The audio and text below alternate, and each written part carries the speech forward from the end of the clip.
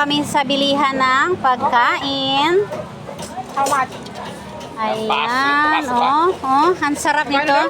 10 90, 10 piraso nga, 100. Ayan, oh, bili tayo. Ayan, oh. Ayan. So, i-try natin yung iba-iba na putahe. Ayan. Kaya kung pupunta kayo dito sa Taiwan, huwag niyong kalimutan.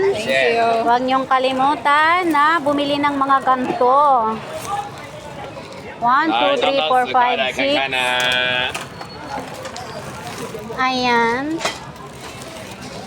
7. Kaya man, sa pen? Okay, okay. Kaya. Ayan, oh, ang dami niyang pagkain, oh.